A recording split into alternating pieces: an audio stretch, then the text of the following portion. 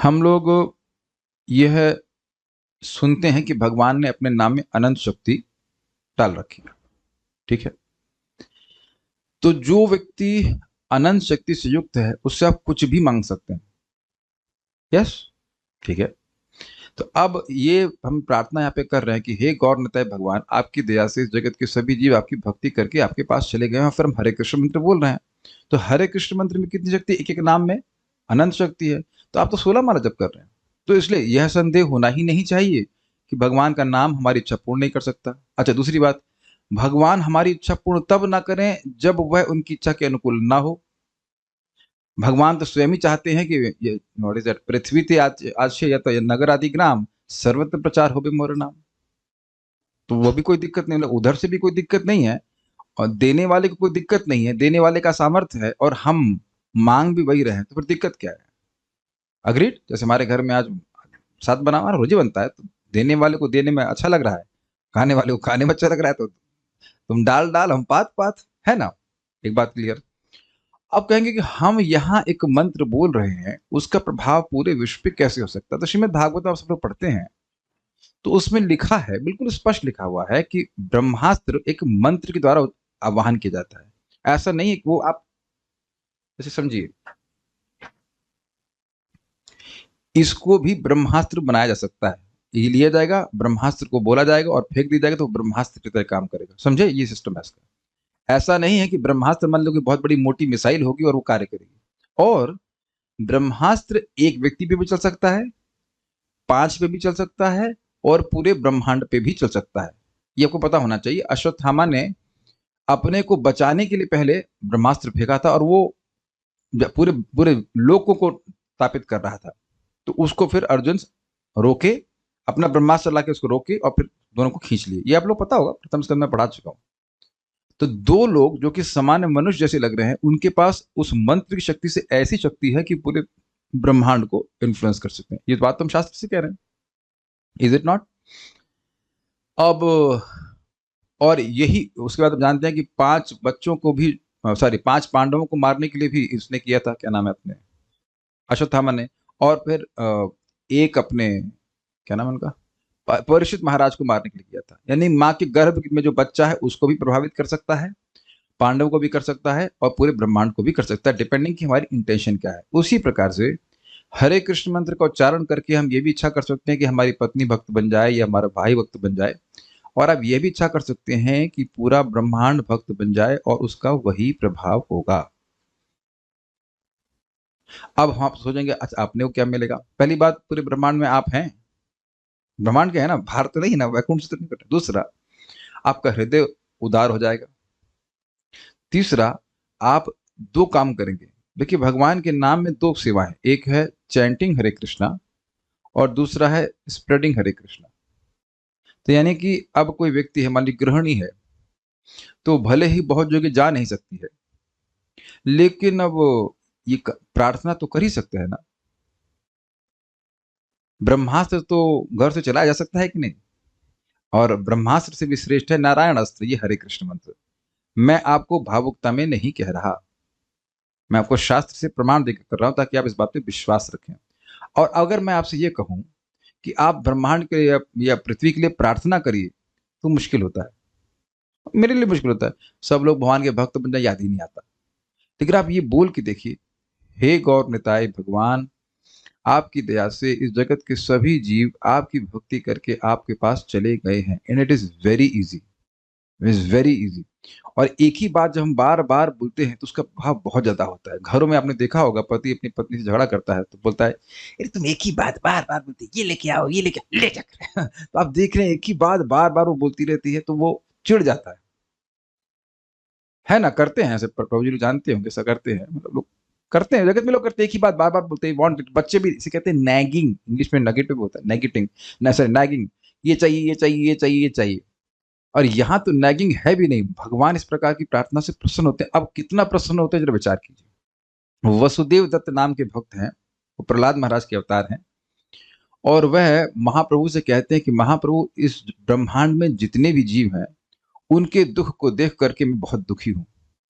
इसे कहते हैं पर दुख दुखी, अर्थात जैसे जगत में व्यक्ति को अपना दुख होता है, तो उसको निवृत्त करने के लिए कुछ भी प्रयास करता है कि नहीं? ऐसे ही भक्त वैष्णव जो है वो दूसरों के दुख से दुखी होते हैं, उसको करने के लिए कुछ भी करते हैं। यह है पर दुख दुखी का अर्थ। क्लियर? तो अब उन्होंने कहा कि मैं, मतलब वसुदेव दत्त जी कह रहे हैं कि मैं चाहता यह हूं कि आप बिना भजन के सभी जीवों को आप वैकुंठ की प्राप्ति करा दीजिए। प्रसिद्ध है। अब मान लीजिए आप यह कहें कि भाई इनके तो पाप हैं, इनके पापों को कौन मैनेज करेगा, कौन भोगेगा, तो मैं भोगने के लिए तैयार हूं, ये सब चले जाए। तो यह सुन करके महाप्रभु का हृदय द्रवित हो गया। कहते हैं कि मेरा तुम्हारे इस करुणा को देखकर मेरा हृदय फट रहा है। जो अनंत भगवान है उनका, he is influenced by this desire, simple desire. वो भी तो जीवात्मा ही है ना वसुदेव दत्त। तो कहते हैं इस प्रकार की तुम प्रार्थना कर रहे हो, कोई आश्चर्य नहीं तुम प्रहलाद हो इस प्रकार से। अब आप विचार कीजिए, बहुत ही जबरदस्त बात है। क्या बिना भजन के भगवान किसी को वैकुंठ देते हैं? सामान्यतः तो नहीं देते, लेकिन एक भक्त की प्रार्थना से सारे ब्रह्मांड के जीवों को उन्हें वैकुंठ भेज दिया। देखिए, देखने का सामर्थ्य है उनका, लेकिन कुछ बहाना होना चाहिए ना। वो हमारी स्वतंत्र अल्प स्वाधीनता में हस्तक्षेप नहीं करते हैं, लेकिन क्योंकि एक भक्त ने बोल दिया है इसलिए ऐसा करेंगे। तब प्रश्न होगा, पर जी हम तो वैसे भक्त हैं नहीं। देखिए, fake it till you make it.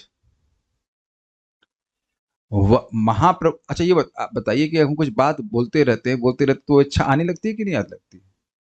तो अब ये हम लोग यहाँ यह तो नहीं कह रहे हैं कि वो सब लोग चले गए और मैं नरक में गिरा हूं, ये तो नहीं बोल रहे ना। क्या इसमें बोलने में कुछ खतरा लग रहा है?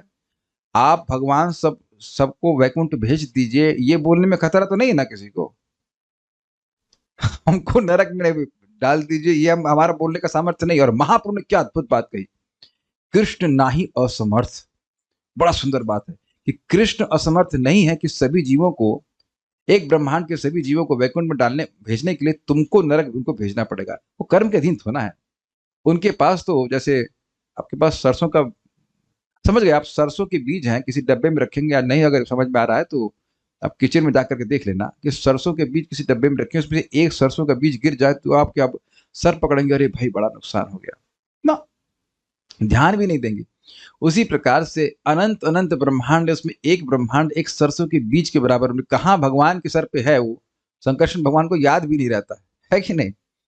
तो इस प्रकार से एक ब्रह्मांड के जीवों का उद्धार करना भगवान के लिए कोई बहुत बड़ी बात नहीं, कुछ बड़ी बात कुछ है ही नहीं।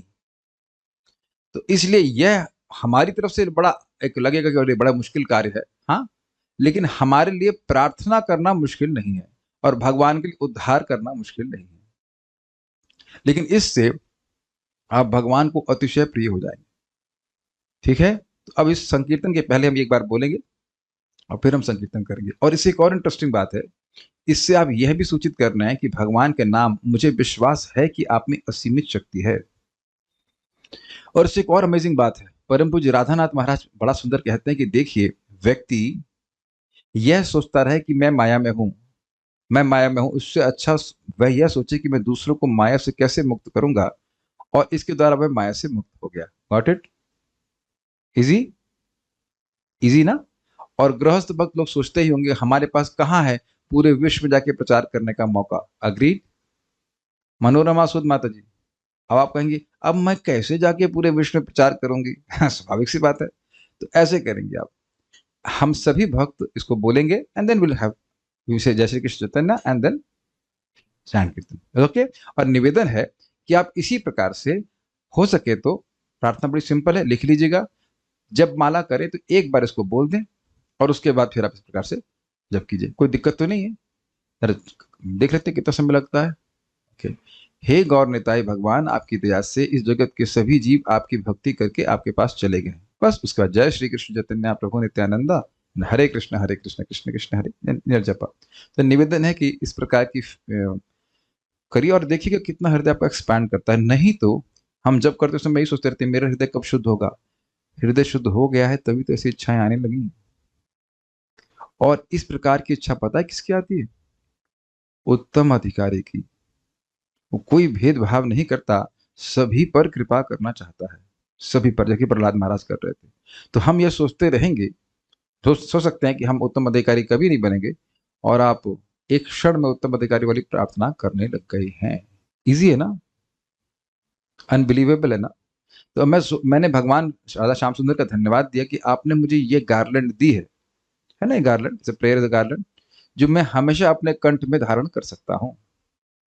और ना तो इसके फूल मुरझाने वाले हैं, ना गिरने वाले हैं, ना इनके ऊपर स्टेप करने का कोई डर है। और इस गार्लैंड की को मैं आपको हमेशा अर्पित भी कर सकता हूँ। Do you agree? Every mala, with every mala I can offer this prayer as a garland to your lotus feet. So we'll now chant Hare Krishna.